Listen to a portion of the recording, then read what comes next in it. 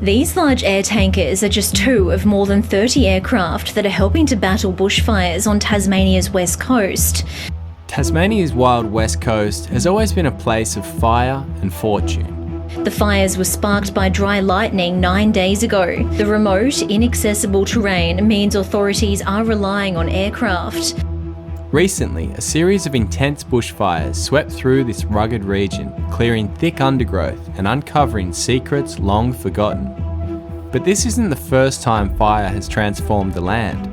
Back in the late 1800s, early prospectors would deliberately set fire to the dense, flammable vegetation. It helped them carve paths through the wilderness, open new areas, and reveal rich mineral deposits hidden beneath its brush. Today we're stepping back in time to see what the fires have revealed. We'll explore a lost gold mine, one that's never before been documented, and then head down to the creek below, where the miners first discovered chunky gold lining its stream. And who knows, with a bit of luck, we might even be able to take home some of that chunky alluvial gold ourselves. Good morning, everybody. I'm just walking through this burnt out forest here. I'm trying to access a new creek today because I want to do some detecting and a bit of sniping. And I think there might be some old workings along the way, but we'll have to see if there's anything left of them. So we'll get stuck into it, see where the day takes us.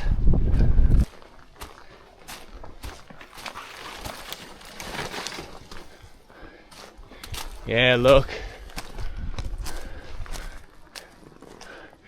Big trench there that's been dug. Apparently all of this material had a little bit of gold in it.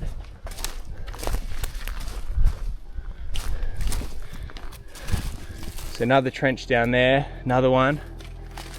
Through extensive research, I discovered this mine by examining old mineral leases dating back to the 1800s. The property was jointly owned by brothers William and Robert Elliston. In January 1890, it was first reported that the brothers had formed the Elliston Prospecting Association.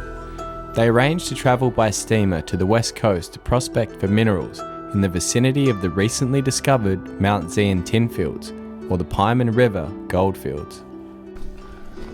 I better down the pack and have a little look around here.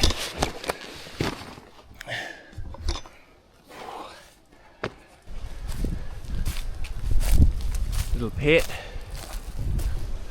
So these trenches that they were digging down, once you get through the kind of clay top, you get down to some solid rock. And it must be this stuff here. I wouldn't say it's ironstone, but I also wouldn't say that it's like a limestone, but it's kind of in between. What? This here must be an old hut site, I'd say. See how they've stacked those rocks up there? You can see the cutout here. It goes in here, runs across that wall, all the way to there, and then runs back. So this is where the gold miners had their hut. So this was all before the days of the mining departments keeping solid records on everything.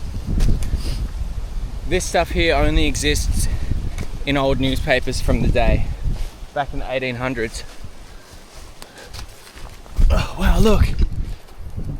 There's an adit there with like some crazy green colour in it. Just come across something very different. I think this is an old plate here. Look at that.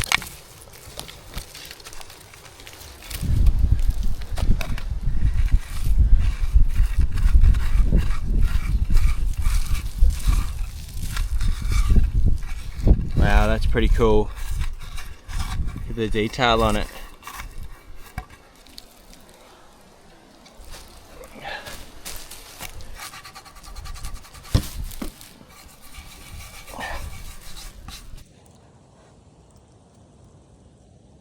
What does that say? Is it P-I-H-I-N-E? Or is it Rhine? It certainly was Rhine. I found the exact same plate on eBay for $84. The description describes it as a stunning piece of 19th century English porcelain. The next article to mention the Elliston Prospecting Association was from June 1890. The sections are now surveyed, and we get all the hill we first started to work on, and where it has always been my opinion the lode will be found. Falls Creek runs nearly between the two sections. Don't even need the metal detector, look at this.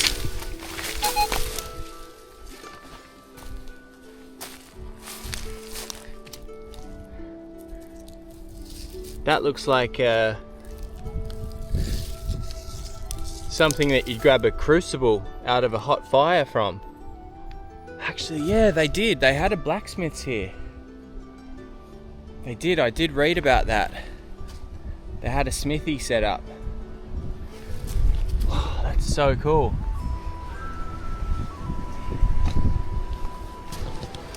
I'm kind of torn between going down the river to try and find gold and staying up here to see what else is about the place.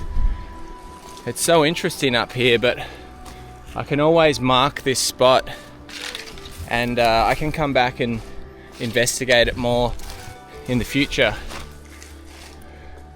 Just have a quick run about.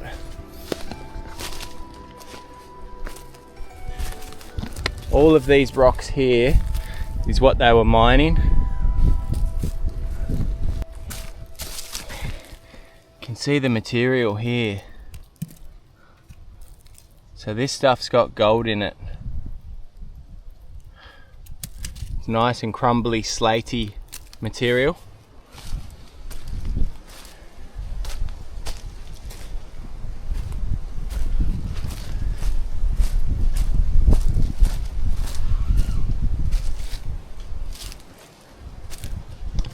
This is such a cool find. I think I'm gonna continue heading down to the river to try to find some gold of my own, but I might come back here and spend more time on this place. There's a lot to be documented, I think. Because none of this has ever been written about, other than a few newspaper reports, very, very old ones. I'll be sure to do a follow-up on this lost gold mine, as there's more history to be shared here, and I think it'd be pretty fun to try our luck at some hard rock mining. Still making my way down to the creek. More and more of the stone they were mining. You can see how crumbly it is. It's got the cracks in it. So we've dropped down from the burnt spur and pretty dark forest, but we're not that far from the river, maybe 500 meters.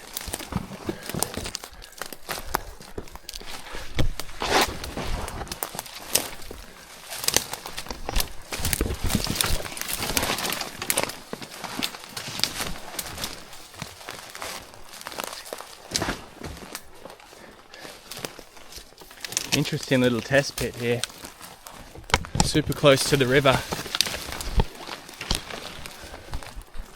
Shortly afterwards, I arrived at the river and threw on the wetsuit ready to get in the water. And it didn't take long to find something that was going to be pretty impressive.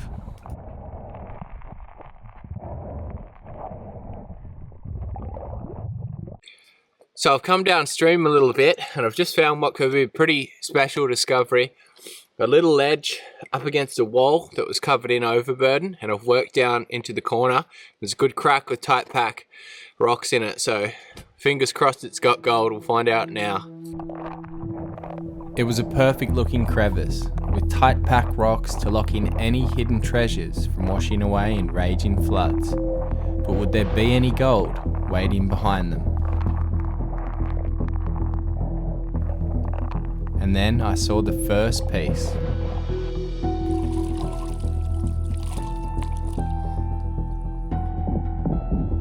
But it wasn't just one piece. The more material I moved away, the more gold there was on the bottom.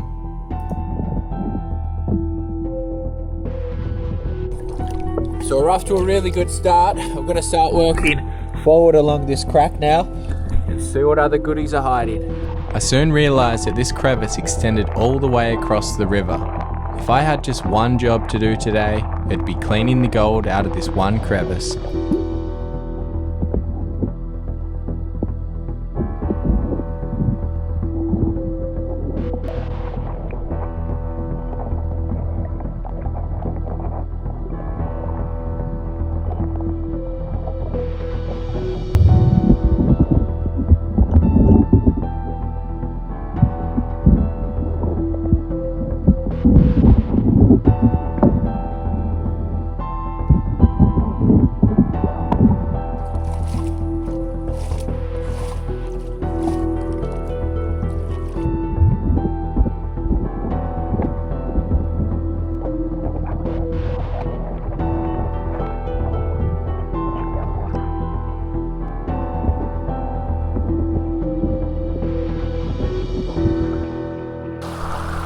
So that's about all I can muster this trip. I'm gonna have to hike out of here before it gets dark and head home.